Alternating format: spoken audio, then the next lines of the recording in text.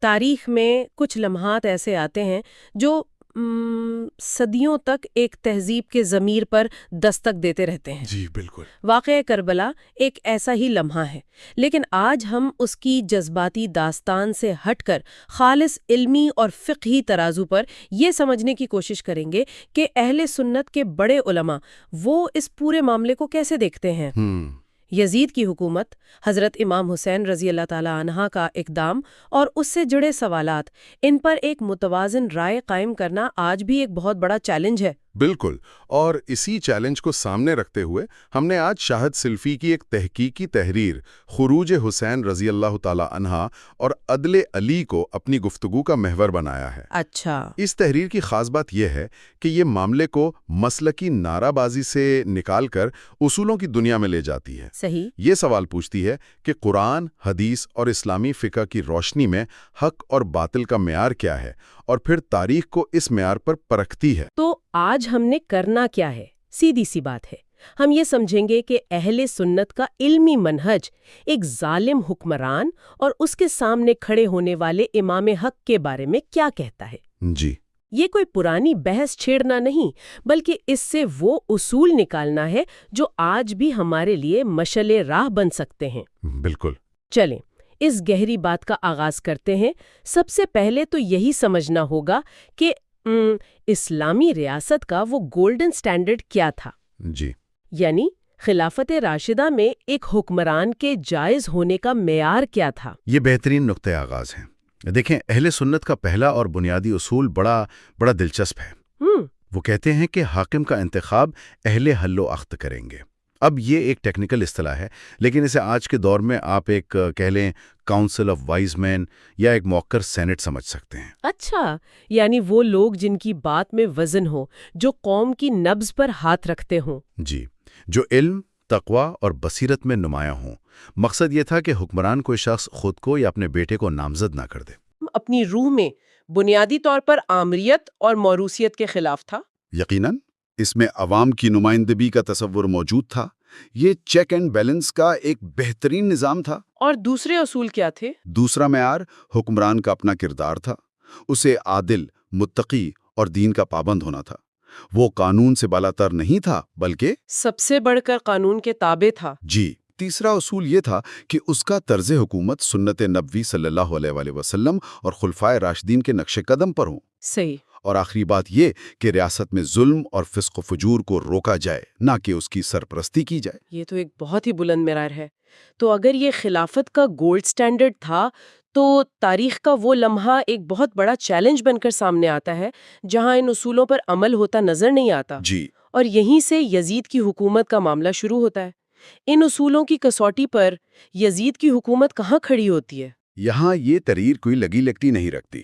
اہل سنت کے بڑے بڑے ائمہ، جنہیں جبال العلم یعنی علم کے پہاڑ کہا جاتا ہے، جیسے امام احمد بن حنبل، امام ابن کثیر، امام ذہبی، وہ سب اس بات پر متفق ہیں کہ یزید کی حکومت خلافت راشدہ کے معیار پر بالکل پوری نہیں اترتی تھی۔ اچھا، وہ اسے شورائی خلافت کے بجائے جبری ملوکیت قرار دیتے ہیں۔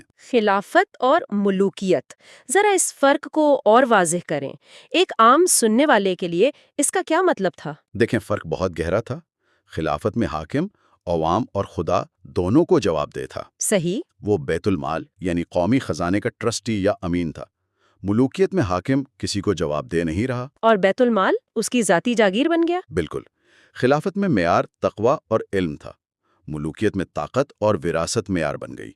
یہ ایک نظریاتی تبدیلی تھی جس نے حکومت کو ایک دینی ذمہ داری سے ایک دنیاوی بادشاہت میں بدل دیا۔ اچھا، تو حکومت حاصل کرنے کا طریقہ متنازع تھا، لیکن کیا یہ ممکن تھا کہ وہ بعد میں ایک اچھا حکمران ثابت ہوتا اور لوگ اسے قبول کر لیتے؟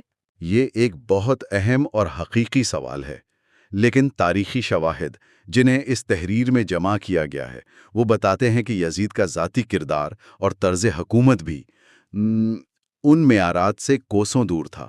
یعنی اس کے دور میں کھلے عام فسق و فجور، ظلم اور دینی اصولوں سے انحراف کے واقعات ملتے ہیں۔ اسی بنیاد پر اہل سنت کے اکثر ائمہ نے اسے ایک فاسق اور ظالم حکمران قرار دیا۔ تو یہ کوئی جذباتی فیصلہ نہیں تھا؟ نہیں، یہ انہی اصولوں پر مبنی ایک علمی اور فقہی نتیجہ تھا جن کا ہم نے ابھی ذکر کیا۔ حکومت کے جواز میں ایک چیز بیعت بھی بہت اہم ہوتی ہے۔ یزید کے لیے جو بیعت لی گئی اس کی نوعیت کیا تھی؟ کیا یہ دل کی رضامندی تھی؟ یہ تحریر اس نقطے پر بہت زور دیتی ہے کہ یزید کی بیعت رضامندی سے نہیں بلکہ دباؤ اور طاقت سے لی گئی۔ اچھا۔ تاریخی روایات بتاتی ہیں کہ لوگوں کو لالچ دیا گیا، دھمکایا گیا اور تلوار کا خوف دلا کر بیعت پر مجبور کیا گیا۔ ایک منٹ، یہاں ایک سوال پیدا ہوتا ہے۔ اگر بیعت تلوار کے زور پر لی گئی تو اس وقت کے بڑے بڑے صحابہ اور علماء نے اسے روکا کیوں نہیں؟ کیا ان کی خاموشی کو ایک طرح کی رضامندی نہیں سمجھا جا سکتا؟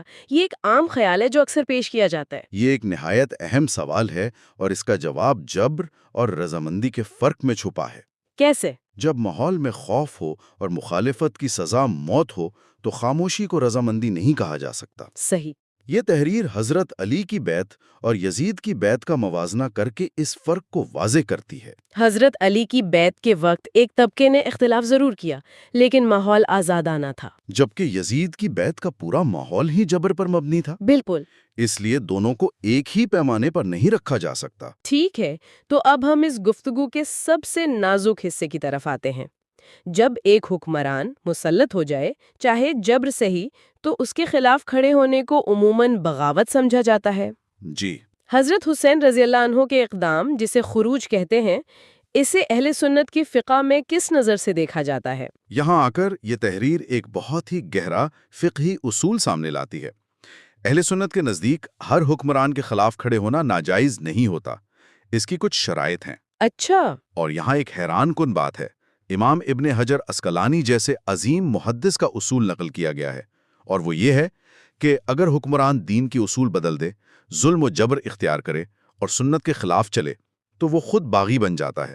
واہ، یہ تو بہت انقلابی بات ہے، یعنی اصل باغی حکمران ہے۔ جی، یہ تو پورے پاور ڈائنامک کو الٹا کر دیتا ہے۔ مجھے نہیں معلوم تھا کہ سنی فقہ میں ظلم کے خلاف کھڑے ہونے کی اتنی واضح گنجائش موجود ہے۔ جی ہاں، اور یہی وہ نقطہ ہے جو اکثر نظروں سے اوجھل رہتا ہے۔ اس اصول کی روشنی میں اہل سنت کے ائمہ حضرت حسین کے اقدام کو بغاوت نہیں مانتے۔ تو پھر کیا مانتے ہیں؟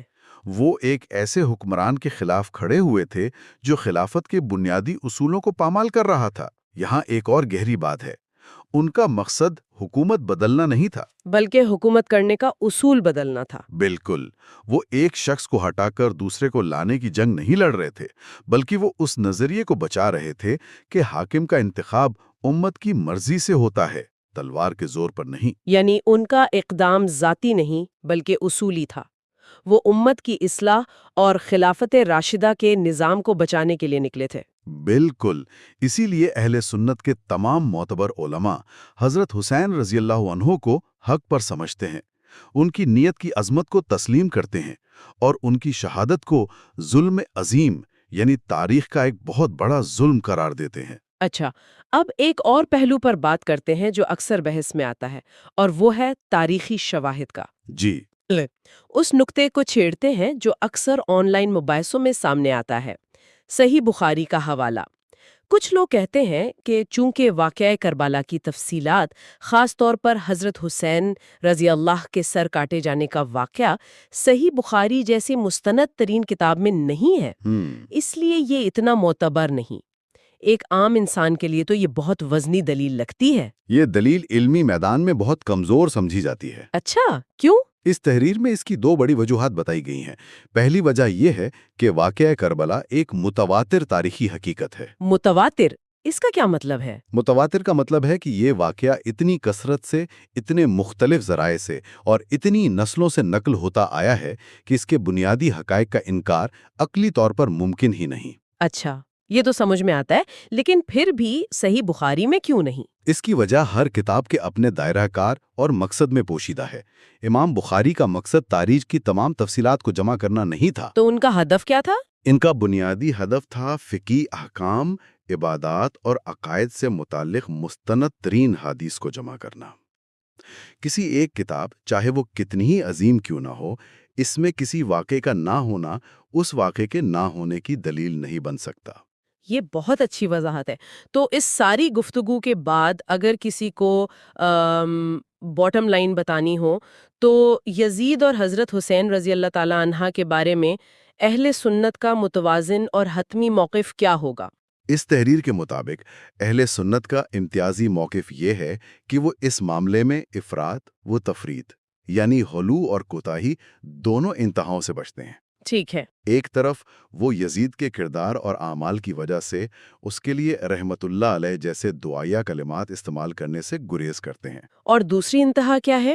کیا اس پہ لعنت بھیجنا ضروری سمجھتے ہیں؟ نہیں، اور یہی توازن ہے۔ وہ کسی پر نام لے کر لعنت بھیجنے کو دین کا لازمی حصہ یا نیکی کا کام نہیں بناتے۔ وہ کہتے ہیں کہ اس کا معاملہ اللہ کے سپرد ہے، یعنی نہ دفاع نہ لعنت۔ نہیں بناتے۔ تو پھر دو ٹوک الفاظ میں حتمی موقف کیا بنا؟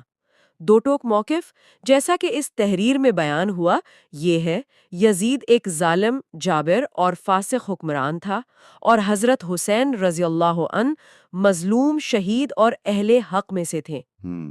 اہل سنت کا اصول یہ ہے کہ تاریخ کو جذبات سے نہیں بلکہ علم، انصاف اور شرعی دلائل کی روشنی میں سمجھا جائے۔ حق کو حق کہنا اور باطل کو باطل کہنا، یہی اہل سنت کا منہج ہے۔ بالکل۔ آج کی اس گفتگو سے یہ بات بالکل واضح ہو کر سامنے آئی ہے کہ اہل سنت کے علمی منہج میں خلافت اور ملوکیت میں ایک ناقابل تردید فرق موجود ہے۔ جی۔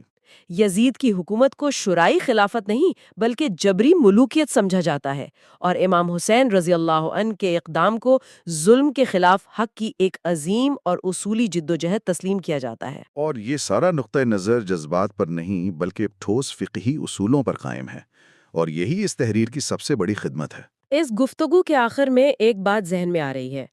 یہ تحریر ہمیں سکھاتی ہے کہ تاریخی واقعات کو صرف کہانیوں کی طرح نہیں بلکہ اصولوں کی کسوٹی پر پرکھنا چاہیے۔ صحیح۔ غور کرنے کی بات یہ ہے کہ اگر ہم تاریخ کے کرداروں کو صرف اچھا اور برا کہنے کے سطحی پیمانے سے نکل کر ان کے فیصلوں کو اس وقت کے فقہی اور شرعی اصولوں یعنی عدل، مشاورت اور جواب دہی کی روشنی میں پرکھیں تو کیا حق اور باطل کی پہچان زیادہ گہری اور واضح نہیں ہو جاتی؟ یقیناً ہو جاتی ہے۔ اور شاید یہی وہ سبق ہے جو 1400 سال بعد بھی ہمارے لیے سب سے زیادہ اہم ہے۔